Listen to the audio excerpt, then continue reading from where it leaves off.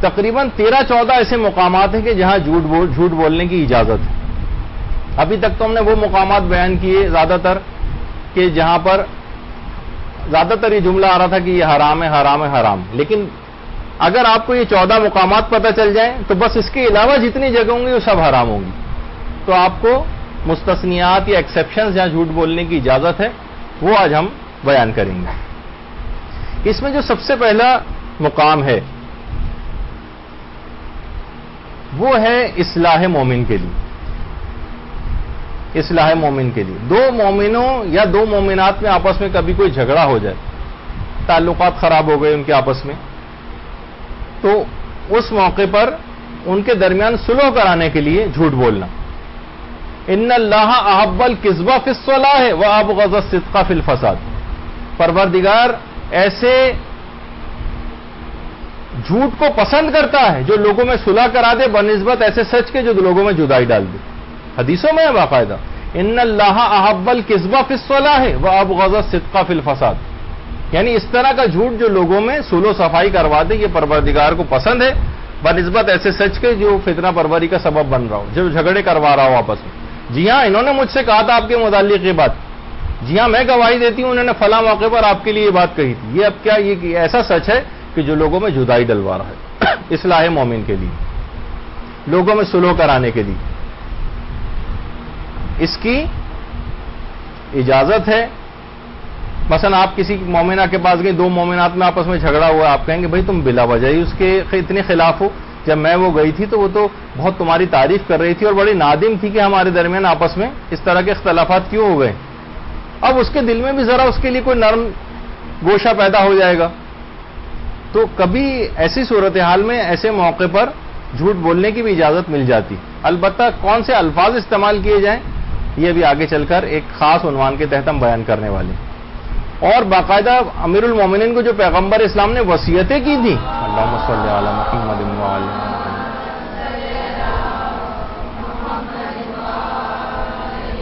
اس میں بھی یہ بات بیان کی تھی کہ یا علی ثلاث یحسن فیہن الکذب المکیدۃ فی الحرب وعدتک زوجتک والاصلاح بین الناس. اے علی تین باتوں میں جھوٹ بولنا بہت اچھا ہے. ثلاث یحسن فیہن الکذب, تین چیزوں میں جھوٹ بولنا اچھا ہے. المکیدۃ فی الحرب, جنگ کے موقع پر دشمن کو دھوکہ دیتے وقت. وعدتک زوجتک, بیوی سے جھوٹا وعدہ کرتے وقت. ابھی میں اس کی تفصیل بیان کروں گا, اس کو وہ مت سمجھیے گا کہ اس کے کیا معنی ہیں. یہ علماء کا نظریہ اس سلسلے میں کچھ اور ہے کہ یہاں پر کیا بات بیان کی. ویسے کچھ علماء یہ فرماتے ہیں کہ جو اس حدیث کو صحیح سمجھتے ہیں اور ان کے نزدیک ثابت بھی ہے کہ عام طور پر اس وعدے کے متعلق بات نہیں کہی گئی ہے جو عام طور پر مثلا جا رہا ہو کہ بیگم انشاءاللہ آج تنخواہ ملے گی تمہارے لیے میں ضرور فلاں کپڑے لے کر آؤں گا, اور یہ دماغ میں ارادہ ہو کسی طریقے سے ٹال دوں گا مثلا. کچھ علماء فرماتے ہیں کہ اس کے اصل میں معنی یہ ہیں کہ اگر کوئی شخص کسی شخص کی دو بیویاں اور دونوں کو وہ زیادہ اس بات کو کہے کہ تم سے ہی میں زیادہ محبت کرتا ہوں مثلا, یہ اعلیٰ یقین اور اطمینان دلائے جبکہ اس کے دل میں کوئی اور بات ہو, تو بھی وہ ان معنوں کے اندر کچھ علماء نے جو اس کی تشریحات کی ہیں کہ شاید اس کے معنی یہ ہوں. لیکن ویسے علماء کے نزدیک اس قسم کی روایتوں کا معیار کیا ہے بھی آگے چل کر آنے والا ہے. یہ ہر چیز آگے جا رہی ہے, آخر میں بہت ساری چیزیں کہیں نہ جمع ہو جائیں. خیر, تو یہ ایک چیز ہو گئی لوگوں کے درمیان صلح و صفائی کے لیے. دوسری چیز ہے جہاں پر اجازت ہے جھوٹ بولنے کی. جی ہاں, وہ بھی آگے آ رہا ہے. ہاں رک جائیے ذرا, میرے پاس سب ہے, میں ترتیب. آپ نے دیکھا کہ وہ تو پیغمبر کی حدیث میں بات آ رہی ہے نا, میں ابھی اس حدیث کے اوپر ڈسکس نہیں کر رہا. ہماری پہلا تھا کہ لوگوں میں صلح کرانے کے لیے وہ بات ہو گئی. اب دوسری چیز جہاں پر جھوٹ بولنے کی اجازت ہے وہ ہے دفع ضرر کے موقع پر, یعنی جس وقت کوئی نقصان پہنچنے کا اندیشہ ہو اس وقت. یہ دوسری چیز ہے. وہ تو حدیث کی بات الگ تھی, وہ بھی ہم ابھی فی الحال بیان نہیں کر رہے, اس کا مفہوم کچھ اور ہے جو بھی آگے چل کر آنے والا. نقصان سے بچنے کے لیے کبھی دیکھیں کیسے فتنے ہو جاتے ہیں شہروں کے اندر, اتنا زبردست کوئی فتنہ اور فساد ہو گیا معاشرے کے اندر, اور پکڑ کے مثلا جیسے ہمارے لیاقت آباد کے بہت سے فسادات ہوئے تھے, فرقہ وارانہ فسادات. اب لوگ پکڑ کے مثلا نام پوچھ رہے ہیں کہ نام بتاؤ, کیا ہم نے صحیح نام بتا دیا تو جناب فرقہ وارانہ فسادات ہو رہے ہیں کیونکہ، اور ہو سکتا ہے میں مار دیا جائے. ایسے موقع پر نقصان سے بچنے کے لیے، یا کوئی بہت بڑا مالی نقصان ہونے جا رہا ہے ہمارا، اگر ہم نے بول دیا تو ہماری گاڑی جلا دی جائے گی، گھر جلا دیا جائے گا مثلا، یا کوئی اور اس طرح کا نقصان، تو اس موقع پر بھی جھوٹ بولنے کی اجازت ہے نقصان سے بچنے کے لیے. تیسری چیز ہے جنگ کے موقع پر، جو بھی وہ پیغمبر کی حدیث بھی ہے کہ المکیدۃ فی الحرب، جنگ کے موقع پر دشمن کو مثلا دھوکہ دیتے وقت آپ کو پتا ہے کہ دشمن کے بہت سارے دشمن کے علاقوں میں جو مسلمان حکومتوں کے جاسوس رہتے ہیں، پیغمبر اسلام کے خود اپنے جاسوس مختلف جگہوں پہ ہوا کرتے تھے جو ساری خبریں لا کر پہنچاتے تھے.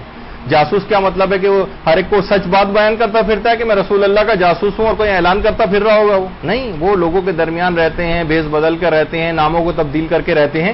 تو اس موقع پر خاص طور پر یہ چیز جو ہے وہ دیکھی جائے گی کہ اس کا معنی اور مفہوم کیا ہے. تو جنگ کے موقع پر، اچھا جنگ جس وقت جنگ ہو رہی ہو اس وقت دشمن کو دھوکہ دیتے ہو، یہ نہیں کہ مثلا جیسے عام طور پر جنگ ہو رہی ہوتی سرحدوں کی طرف، مثلا ہم یہ کہیں کہ بھائی جنگ ہو رہی ہے کیونکہ وہاں سرحد میں جو بالکل ہماری فرنٹ لائن ہے وہاں پر جنگ ہو رہی ہے، اور ہم کراچی میں بیٹھ کر جھوٹ بولیں گے بھائی جنگ کے موقع پہ تو جھوٹ بولنے کی اجازت ہے.